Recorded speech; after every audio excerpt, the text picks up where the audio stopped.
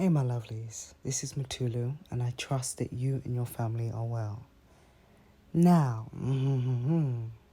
so today I'm sharing a recipe that's based on Senegalese cuisine or inspired by Senegalese cuisine.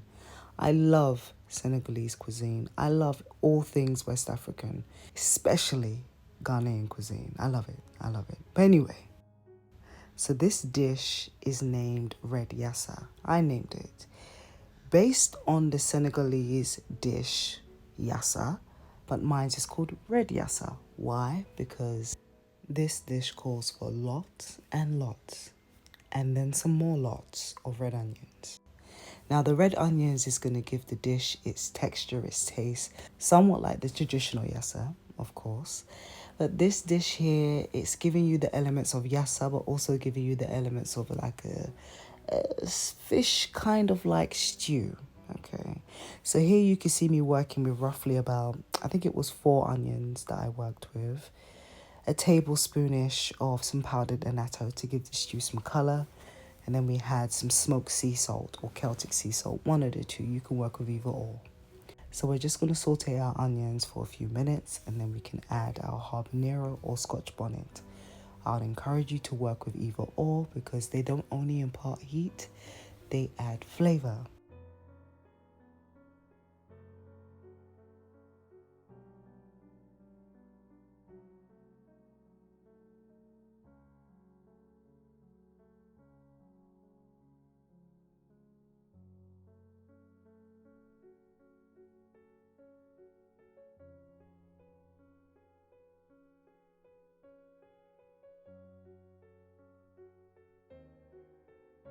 And now we're going to blend some fennel seeds with a bit of water and 1 fresh sweet red bell pepper. So this is somewhat like our stock. Okay, it's going to provide more sweetness, natural sweetness to our dish and give it some flavor.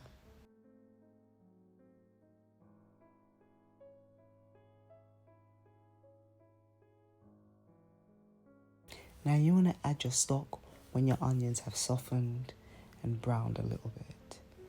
Now, moving on to the start of the show. So we're going to be working with some nori. I'm using the brand Itsu. I love working with these because it's thin, slightly salty. It imparts a wonderful, nice fishy taste to the stew. It's amazing. It's rich in nutrients as well. So it's a win-win here. This stew is what I like to serve women during postpartum, or whether you're pregnant or just on an average day. If you're looking for some comfort, if you're looking for something nourishing, male, female, or child, I will serve this to you. It's amazing. It's one of the best stews that I've created thus far. So I used roughly about 12 to 18 packs. I think it was actually 18 packs of the Itsu. Now, I don't want you to be concerned if you cannot get the brand Itsu, the nori that is. You could just work with regular nori sheets. Now, I encourage you to use a lot of it.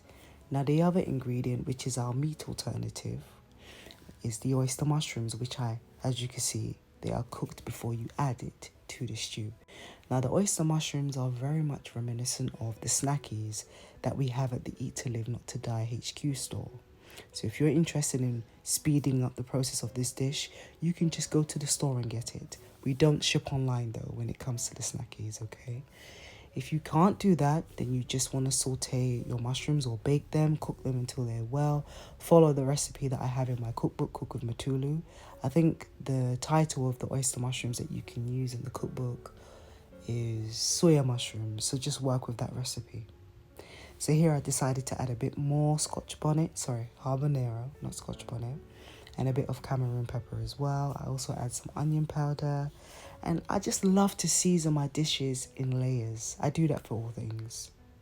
So moving on now, we're just going to be preparing a quick hot sauce, hot Peppeh, lots of scallions, i.e. spring onions, green onions, a bit of smoked sea salt. Also I added some allspice, also known as pimento seeds.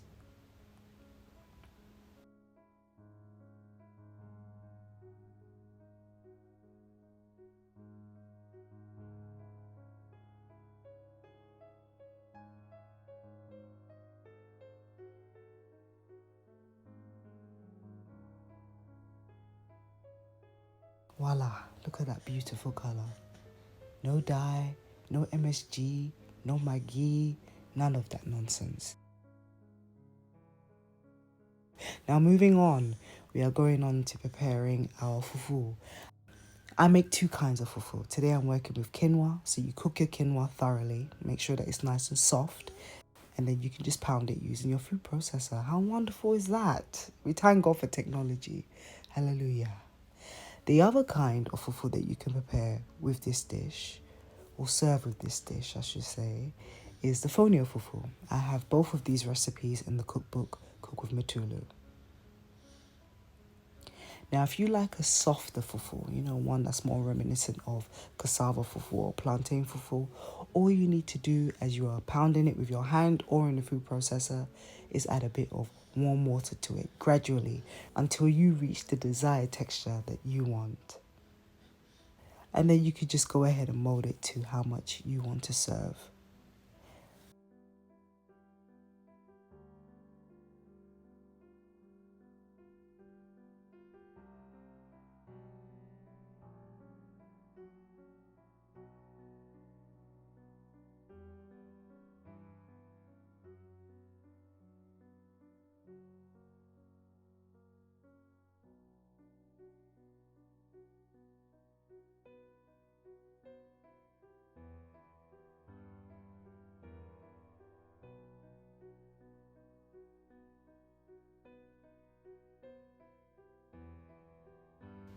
Look at this avocado. Wow.